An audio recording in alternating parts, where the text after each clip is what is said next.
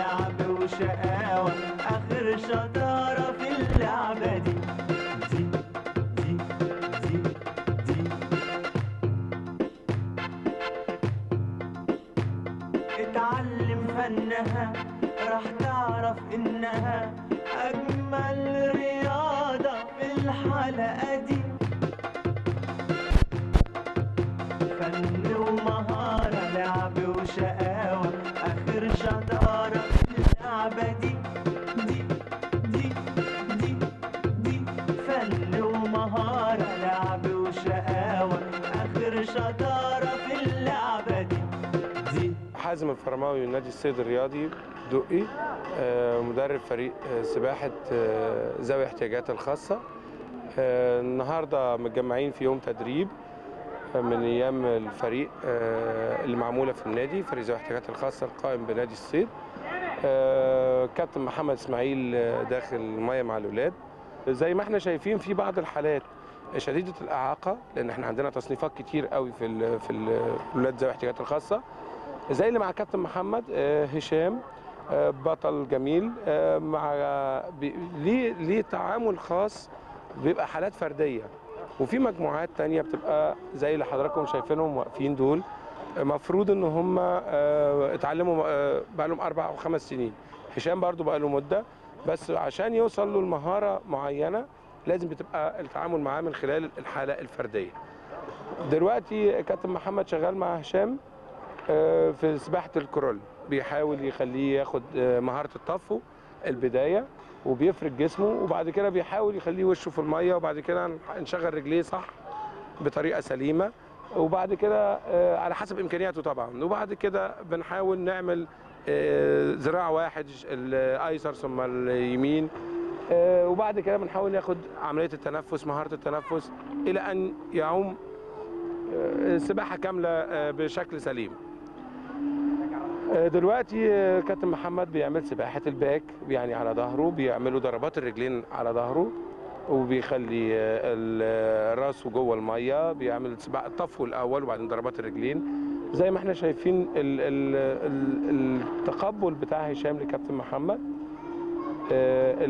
التعاون هما الاثنين مع بعض، وبيستقبل منه.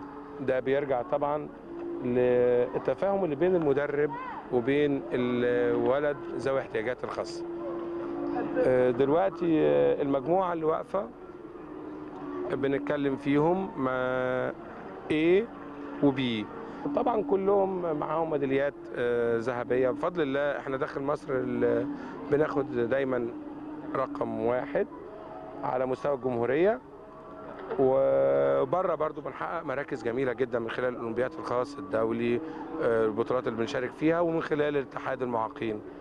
المجموعه اللي شغاله، اللي واقفه مستنيه اشاره البدايه، المجموعه الاولى. المجموعه الاولى تستعد. الاولاني هناك احمد يسري، وراه خالد، وراه محمد اسامه، وراه محمد ابو حليم ومازن وفهد. المجموعه الاولى اللي واقفين دول اكثرهم من المجموعه الثانيه. دي سباحه الكرول لحضراتكم، كلهم طالعين بسم الله ما شاء الله، الستايل جميل جدا، بفضل ان هم بقى لهم ملتزمين معانا، واسرهم تعبوا جدا معانا على التزام ان هم يجيبوهم في مواعيد التدريب بتاعتهم، وما اثروش عليهم بحاجه ولا بخلوا عليهم بحاجه، بالعكس. 4 تمارين في الاسبوع يجوا، 5 تمارين، 3 على حسب ما احنا بنقول، لغايه ما شفنا الناتج الجميل دوت. راجعين طبعا سباحه الباك دلوقتي، برضو الستايل جميل جدا بالنسبه للفريق ذوي احتياجات خاصه، الرجلين والايدين وثبات الراس، وبفضل الله المجموعه الثانيه هتعمل توصل لنفس المستوى ده، يمكن تكون اقل شويه. المجموعه 2 تستعد، هوب الزحف على البطن، برضو بشاير جميله جدا ان هم يقدروا في فتره اقل طبعا من زمايلهم المجموعه اللي فاتت يوصلوا للمستوى اللي احنا شايفينه ده. مستوى جميل، كرول وباك ومجهود لا بأس به. طبعا المسؤول حاليا عن كابتن محمد اسماعيل على المجموعه الثانيه.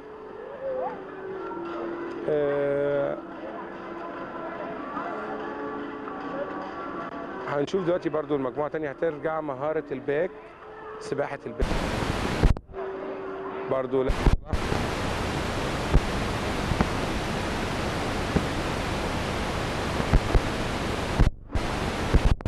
مش اكتر من سنة او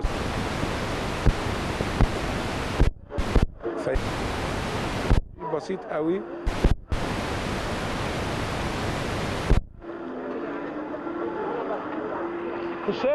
هشام تعالى.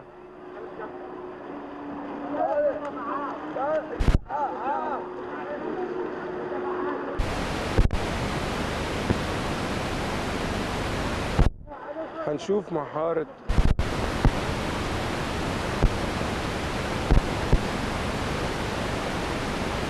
هو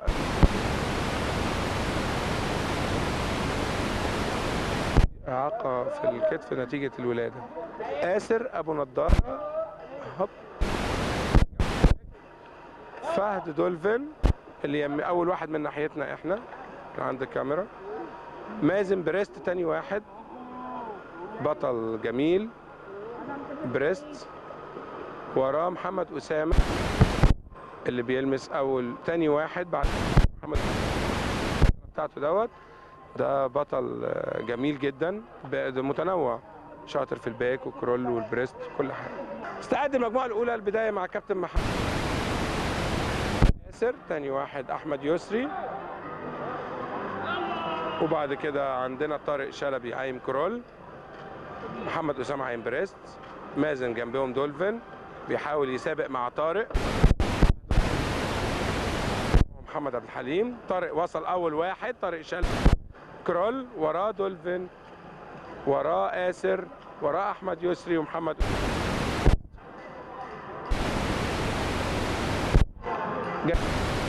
نرجع كلنا ضربات رجلين باك. استعد، هوب.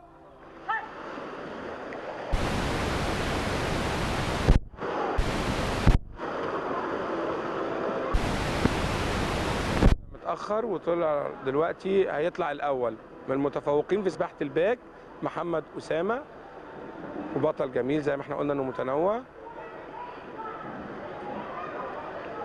وصل محمد أسامة الأول بيرفع ايده هناك دوت. المجموعة اللي حضراتكم شايفينها دلوقتي دي مجموعة التانية اللي احنا قلنا هتبدأ توصل ان شاء الله، بنأمل ان هي توصل للمستوى اللي وصلت ليه المجموعة الأولى.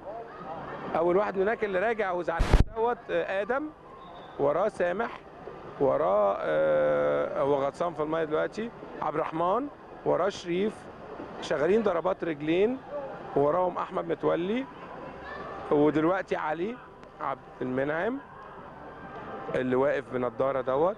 دي مجموعه لسه ما خدتش القصد الكبير اللي خدته المجموعه الاولى. جاي محمد شعير وجاي رشا، بقيه المجموعه الثانيه التعليميه اللي احنا ان شاء الله هنوصلها يبقوا اجمل من المجموعه الاولى كمان باذن الله.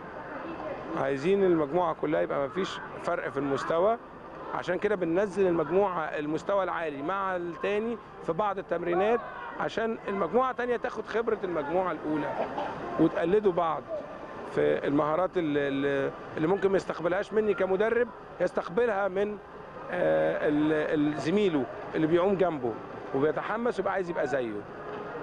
دلوقتي عندنا وصل هنا محمد شعير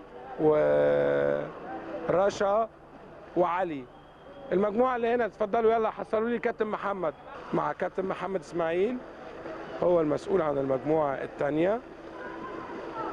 وطبعا هيظبط مهاره الكرول، سباحه الكرول لعلي عشان مهاره التنفس عنده مش صحيحه قوي.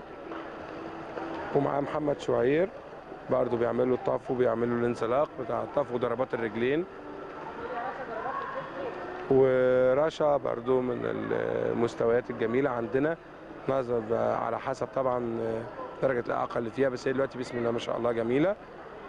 كانت حاله صعبه جدا، دلوقتي بقت جميله جدا انها تقدر توصل للمستوى ده. زي ما قلنا الجداد خالص، اول واحد احمد اللي واقف عند السلم جنب السلم هناك، ده من يعتبر احدث وجه لينا في المجموعه الثانيه، لسه مستغرب المجال شويه. ما كملش مثلا شهر معانا، بنعمل له مرحله صداقه على الماء في الاول، برضه بياخد انطباع الفرقه والتدريب ويعرف يعني ايه تدريب والتزام ويحب السباحه من خلال وجوده في الميه كده.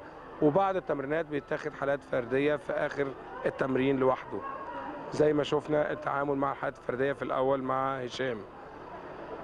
دلوقتي معانا طالع فهد، ده من الفرقه بطل مصر والعالم في الاولمبياد الخاص، وفي الاتحاد بطل الجمهوريه، من السباحين الجمال قوي. بيوريهم مهاره ضربات الرجلين وذراع واحد بس عشان مهاره التنفس واستمراريه ضربات الرجلين اثناء التنفس.